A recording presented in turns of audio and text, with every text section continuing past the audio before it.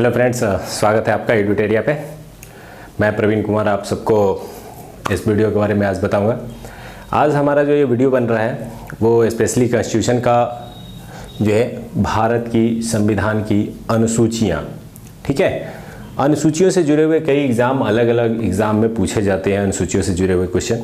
तो आज हम लोग उसी को देखेंगे कैसे आसानी से इसको समझा जा सकता है। इसे रटने की ज़रूरत नहीं है, थोड़ा सा माइंड में एक टेबल के वाइज एडजस्ट कर लेंगे तो ये बार बार रिकॉलिंग करने की ज़रूरत हमें नहीं पड़ेगी। तो आज हमारा वीडियो इसी से जुड़ा हुआ है। उम्मीद करते हैं ये आपको पसंद आएगा, लास्ट तक देखिएगा। अगर पसंद आए तो इसको सब्सक्राइब जरूर कीजिए। चलिए शुरुआत करते हैं। सबसे पहले भारतीय संविधान की अनुसूचियाँ। अनुसूचियों से तात्पर्य है संविधान में जब भी कोई पॉइंट लिस्टिंग में लिखा हुआ है 1 2 3 करके नंबरिंग दिया गया, उनको अलग से अनुसूचियों में जगह दिया गया। और जब संविधान बनकर तैयार हुआ था उसे हम लोग बोलते हैं मूल संविधान। क्या बोलते हैं? मूल संविधान। मूल संविधान में अनुसूचियों की संख्या 8 थी और बाद में क्रमिक रूप से इसमें संविधान में अनुसूचियों की संख्या बढ़ती गई और इस तरह से वर्तमान में भारतीय संविधान में टोटल अनुसूचियों की संख्या कितनी हो चुकी है? 12 हो चुकी है, ठीक है। तो हम इन 12 का अध्ययन करने वाले हैं।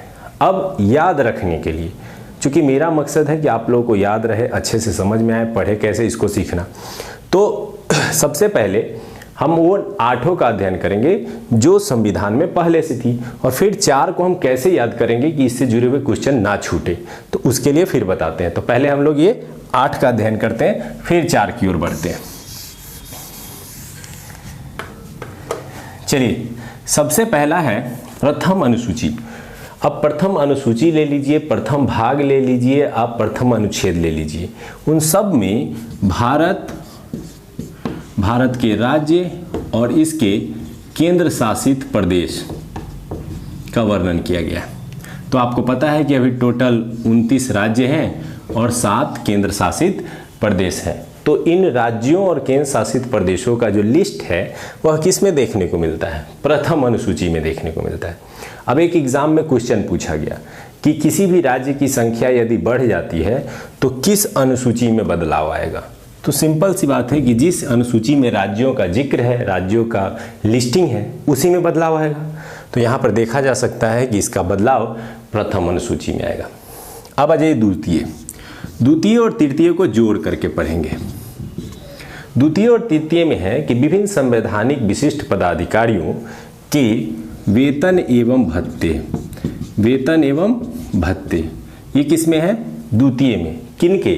विभिन्न राज्य पदाधिकारियों यानी संवैधानिक जो बड़े पद है, जैसे राष्ट्रपति का हो गया, उपराष्ट्रपति यानी राज्यसभा के अध्यक्ष, लोकसभा के अध्यक्ष, उपाध्यक्ष, चीफ जस्टिस ऑफ इंडिया, इसके अलावा अन्य न्यायाधीश जो है सुप्रीम कोर्ट एवं हाई कोर्ट में। तो इन सभी के वेतन एवं भत्तों का वर्णन किस में मिलता है? द्वितीय अनुसूची में। अब आते हैं तृतीय में। तो उन्हीं पदाधिकारियों के जिनका जिक्र हमने प्रथम में किया, उनके शपथ ग्रहण का वर्णन है। किसका वर्णन है? शपथ ग्रहण का। अब सिंपल सा है कि ये कई बार स्टूडेंट इसमें कंफ्यूज हो जाते हैं, शपथ 3 में है या 2 में है।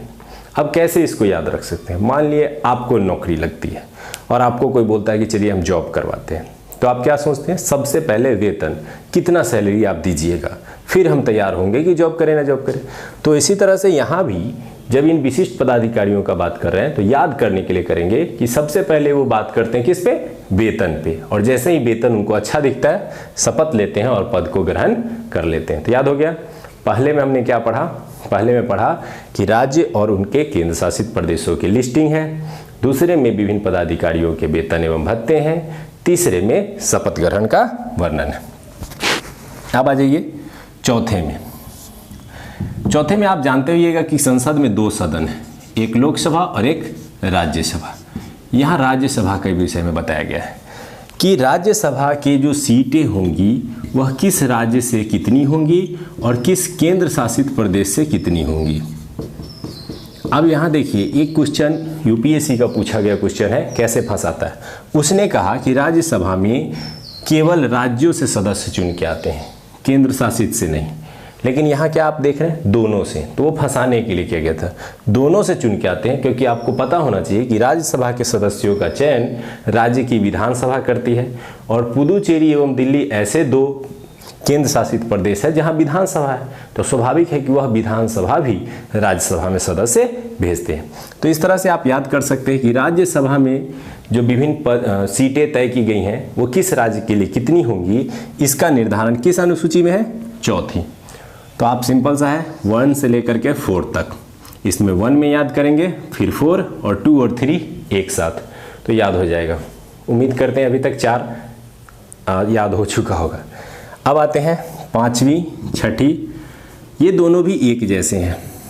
5वीं में कहता है भारत के विभिन्न अनुसूचित जाति जनजाति के प्रशासन का वर्णन है, कि उनके लिए एक विशेष प्रशासन की व्यवस्था की जाएगी अनुसूचित जाति एवं जनजाति के लिए। उसका वर्णन किस अनुसूची में मिलता है, 5 में मिलता है। तो ये याद कर सकते हैं सिंपली, अनुसूचित जाति एवं जनजातियों के लिए प्रशासन का वर्णन कितनी अनुसूची में है, 5 में। अब आते हैं 6ठी अनुसूची में। 6ठी अनुसूची में इनको हटा दीजिए, केवल जनजाति को लेके आइए, और इनके प्रशासन का वर्णन मिलता है, और विशेष रूप से 4 राज्य में। यहाँ 6 और कितने राज्य, 2 कम कर देंगे, 4 राज्य। राज्य याद करने में बहुत लोगों को कठिनाई होती है। असम, मेघालय, त्रिपुरा और मिजोरम। अब इन राज्यों को कैसे याद रखा जाए, आइए उसको देखते हैं।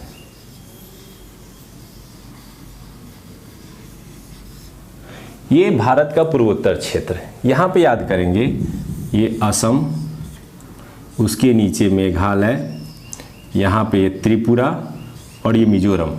ये चारों इस तरह से जो नीचे वाले स्टेट है, असम, मेघालय, त्रिपुरा, मिजोरम, इन्हीं 4 राज्यों के विशेष जनजातीय प्रशासन का वर्णन किस अनुसूची में मिलता है, 6ठी अनुसूची में मिलता है। तो हम क्रमिक रूप से आगे बढ़ते आ रहे हैं, हमेशा ज्वाइंट करके याद करें। पहला कुछ अलग था, दूसरा तीसरा एक जैसा था, चौथा कुछ अलग था, 5वां 6ठा एक जैसा है। यूपीएससी का ये क्वेश्चन भी पूछा जा चुका है कि किन 2 अनुच्छेदों में जनजातीय क्षेत्र के प्रशासन का वर्णन मिलता है, किस 2 अनुसूचियों में। तो कौन सा 2 अनुसूची, 5वीं एवं 6ठी अनुसूची में जनजातीय प्रदेशों के व्यवस्था एवं प्रशासन का वर्णन मिलता है। अब 5वीं में पूरे भारत क्षेत्र का, और 6ठी में केवल इन 4 राज्य क्षेत्रों का जनजातीय प्रशासन का वर्णन मिलता है। 7 यहाँ याद करना बहुत आसान है, 100 से 7 होता है और 7 से सूची होता है। तो सूचियों का वर्णन किस में मिलता है, तो 7वीं अनुसूची में मिलता है। ये क्या होता है, भारतीय संविधान में 3 प्रकार की सूची का वर्णन है, संघ सूची, राज्य सूची और समवर्ती सूची। याद रखिएगा, संघ सूची, राज्य सूची एवं समवर्ती सूची। ये सूची क्या है, संघ सूची वे सूची हैं जिसके अंतर्गत रखे गए विषयों के ऊपर कानून बनाने का अधिकार केंद्र सरकार यानी संघ सरकार को है। राज्य सूची में रखे गए विषयों पर कानून बनाने का अधिकार राज्य सरकार को है, और समवर्ती सूची पे रखे गए विषयों पर कानून बनाने का अधिकार राज्य एवं केंद्र दोनों को है। लेकिन अगर दोनों के बीच टकराव होता है तो केंद्र को अधिक प्राथमिकता मिलती है। अब कई बार ये भी क्वेश्चन आ जाते हैं कि इन सूचियों में कितने विषय हैं और कौन कौन से विषय हैं। चलिए विषय कितने हैं ये पहले पढ़ लेते हैं, और कौन कौन से हैं ये थोड़ा लंबा लिस्ट है इसका, और ये सारे लिस्ट इसी में दिए गए हैं 7वीं अनुसूची में। संघ में देखिए पहले 97 था और बढ़ करके 100 हो गए हैं। सिंपल याद करेंगे, ये पहले कम था, बढ़ करके क्या हो गया, 100 हो गया। संघ सूची में विषयों की संख्या 97 थी जो बढ़ करके 100 हो गई है। राज्य सूची में ये पहले 66 थी, अब 61 हो गई। क्या हो गया, ये पहले 66 अब 61, यानी ये घट गया।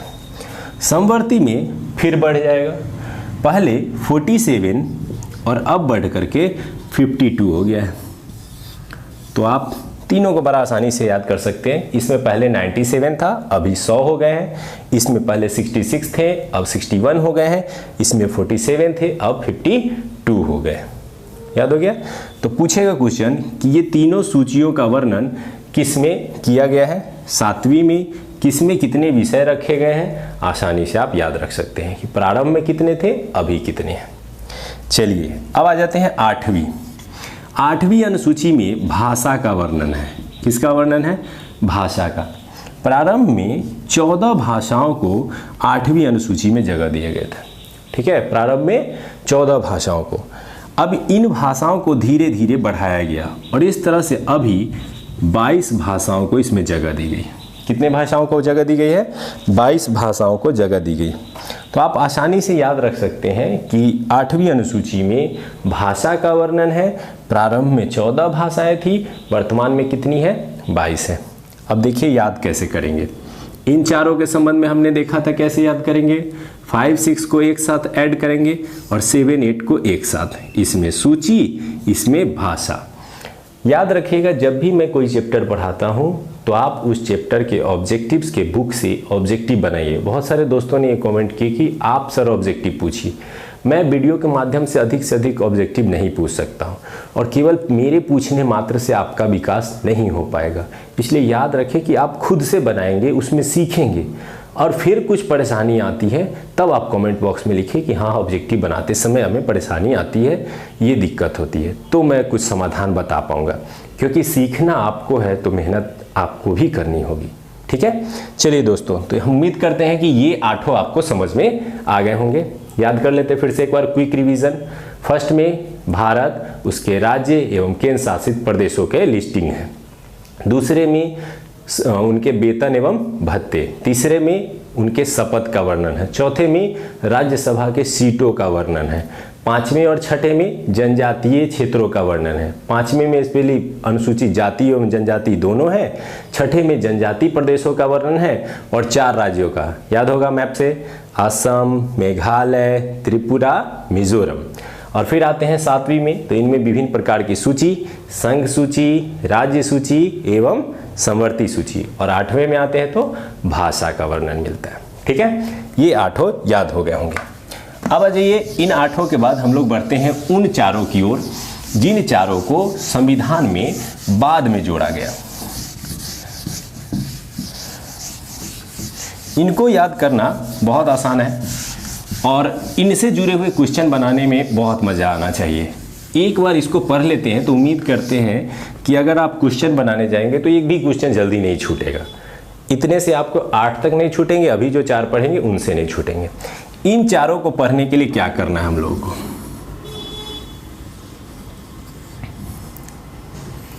सिंपल सा एक बॉक्स रखना है, इसके 4 खंड बना देने हैं और इसमें लिखना है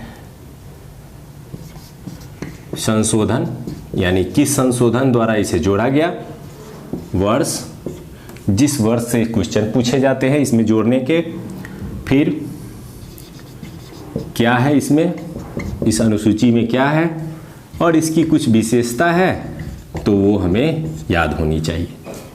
चलिए सिंपल है।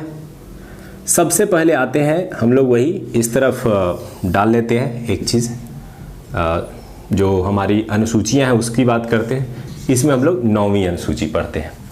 अब 9वीं अनुसूची में आते हैं तो सबसे पहले इसका प्रथम संविधान संशोधन द्वारा जोड़ा गया। कौन सा संविधान संशोधन? प्रथम। कब हुआ? 1951। ठीक है, इसमें क्या है, इस 9वीं अनुसूची की खासियत को थोड़ा समझते हैं। संविधान के निर्माण के बाद पहला ही संशोधन हुआ और उसमें 9वीं अनुसूची जोड़ दी गई। वास्तव में संविधान के निर्माण के बाद कुछ समस्याएं आ रही थी भूमि बंदोबस्त से जुड़ी हुई। जमींदारी प्रथा का उन्मूलन करने का प्रयास किया जा रहा था और जो लैंड को जो है सुधारने का प्रयास किया जा रहा था, उसमें कुछ समस्याएं आ रही थी। इसलिए 9वीं अनुसूची जोड़ी गई और इसमें यह प्रावधान रखा गया कि इसमें रखे गए विषयों पर न्यायालय में चुनौती नहीं दी जा सकती है। लेकिन बाद में चल करके सुप्रीम कोर्ट ने यह ऑर्डर दिया है कि इसमें रखे गए विषयों पर न्यायालय में चुनौती दी जा सकती है। इसका कारण क्या है कि प्रारंभ में इसमें कुछ जरूरत की विषयों को रखने की बात की गई थी, लेकिन अभी वर्तमान में इसमें 284 विषय शामिल हो चुके हैं, जो कि सुप्रीम कोर्ट ने बताया कि इसका जो है गैर कानूनी रूप से इसका यूज किया जा रहा है। यानी सरकार कई बार अपने स्वार्थ को सिद्ध करने के लिए 9वीं अनुसूची का उपयोग करने लगती है। यही कारण है कि सर्वोच्च न्यायालय ने कहा है कि इनमें रखे गए विषय भी यदि संवैधानिक मान्यताओं को चुनौती दे रहे होंगे तो उनको न्यायालय में चुनौती दी जा सकती है। तो इसमें आपको याद क्या रखना है, इसमें भूमि सुधार संबंधी व्यवस्था को अपनाया गया, ठीक है। और इसमें लिख सकते हैं विशेषता में कि प्रारंभ में इसे न्यायालय में चुनौती नहीं दी जा सकती थी, वर्तमान में इसे न्यायालय में चुनौती दी जा सकती है। तो 9वीं अनुसूची याद होगी। आ जाइए 10वीं। 10वीं अनुसूची को किस संशोधन द्वारा जोड़ा गया? 52वें संविधान संशोधन द्वारा 1985। याद रखना बहुत आसान है, टेबल कर लेंगे। पहला संशोधन 52वां संशोधन 1985, इसमें रखा गया दल बदल। अब कहिएगा ये दल बदल क्या है? वास्तव में उस समय जब सरकार बनना, क्या कह सकते हैं, इस टाइम के दौरान केंद्र सरकार में एक समस्या देखी जा रही थी कि विभिन्न प्रकार के दल आ गए थे छोटे छोटे, और किसी भी दल को पूर्ण बहुमत नहीं मिल रही थी।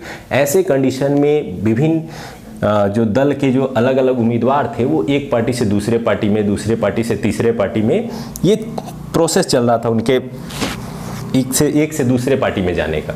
तो एक रूल बनाया गया कि यदि आप दल से बदल करते हैं तो आप चुनाव पूर्व कीजिए, चुनाव में जीतने के बाद आप दल बदल नहीं कर सकते हैं, अगर करते हैं तो आपकी सदस्यता रिक्त मानी जाएगी। तो ये दल बदल संबंधी प्रावधान किस में है? 10वीं अनुसूची में। किस संशोधन द्वारा जोड़ा गया? 52वें संशोधन द्वारा। कब जोड़ा गया? 1985 में। अब आ जाइए 11वां जो अनुसूची है इसको जोड़ा गया था 73वें संविधान संशोधन द्वारा। किस संशोधन द्वारा? 73वें। कब? इसमें दो चीज लिखा जाता है, 1992 कहीं लिखा मिलेगा, कहीं 93 मिलेगा। अब ऐसा क्यों? 92 में इस संशोधन को संसद में पेश किया गया, 93 में ये पास होकर के लागू हुआ, तो इसलिए कहीं पे 92 लिख देगा, कहीं पे 93 लिख देता है। तो आप दोनों याद रख सकते हैं। 11वीं अनुसूची 73वां संशोधन 1992-93, इसमें क्या व्यवस्था की गई? तो जो पंचायती व्यवस्था है उसे अपनाया गया और उसके तहत 29 कार्य क्षेत्र तय किए गए और उनका लिस्टिंग इस अनुसूची के अंतर्गत किया गया कि कौन से कार्य पंचायतों को दिए गए हैं, जैसे कृषि है, पशुपालन है, सड़क निर्माण है, गांव में साफ सफाई से जुड़ी समस्याएं हैं। उन समस्याओं को निदान करने के लिए पंचायती व्यवस्था का लिस्टिंग यहाँ किया गया। तो याद हो गया होगी 11वीं। अब आते हैं 12वीं अनुसूची, जस्ट उसी के बाद 73 के बाद 74वें संशोधन, सेम ईयर 92-93। अब इसमें नगर प्रशासन, यहां हमने देखा गांव में जो पंचायत है उसके लिए व्यवस्था की गई, यहां नगर प्रशासन। इसमें 29 कार्य क्षेत्र सौंपे गए, इसमें 18 कार्य क्षेत्र सौंपे गए और इन 18 कार्य क्षेत्रों को इसमें लिस्टिंग किया गया। तो आप बड़ी आसानी से उधर 8 को याद कर सकते हैं और इन चारों को याद करने के लिए टेबल बना सकते हैं। अब देखिए कैसे याद करते हैं। इसको तो छोड़ देंगे, 9, 10, 11, 12 यहाँ याद करेंगे। पहला संशोधन, 52वां संशोधन, 73वां, 74वां, ऐसे करके याद करेंगे, ठीक है। 1, 52, 73, 74 यहाँ याद करेंगे। 1951, 1985, 92, 93, फिर 92, 93, आसानी से याद हो गया। इसमें आएंगे, इसमें स्पेशली भूमि सुधार रखा गया और ऐसे विषयों को रखा गया जिन पर न्यायालय में चुनौती नहीं दी जा सकती थी। इसमें दल बदल, फिर इसमें पंचायती और इसमें नगर प्रशासन। पंचायती में 29 कार्य क्षेत्र और नगर प्रशासन में 18 कार्य क्षेत्र, ठीक है। तो ये था हमारे संविधान की वह 12 अनुसूचियां जो वर्तमान में मौजूद है। तो हमने सबसे जुड़ी कुछ इंपॉर्टेंट चीज़ें पढ़ी, कैसे उसको याद रख सकते हैं इसको पढ़ा। उम्मीद करते हैं कि आपको ये पसंद आया होगा और पढ़ते पढ़ते काफ़ी कुछ चीज़ें याद हो गई होंगी। तो अब इसका 100% आप ऑब्जेक्टिव बनाइए और मैं जल्द ही आप लोगों के लिए, बहुत सारे स्टूडेंट ने डिमांड किया कि अनुच्छेद पे वीडियो डालिए, तो मैं कोशिश करूंगा कि अनुच्छेदों को अरेंज करके जल्द से जल्द आप लोगों को 2-3 सीरीज़ में वीडियो प्रोवाइड करूं ताकि आप अच्छे से उसको भी याद रख सकें और एग्ज़ाम में उसका यूज कर सकें। उम्मीद करते हैं पसंद आएगा। थैंक यू एडुटेरिया से जुड़े रहने के लिए।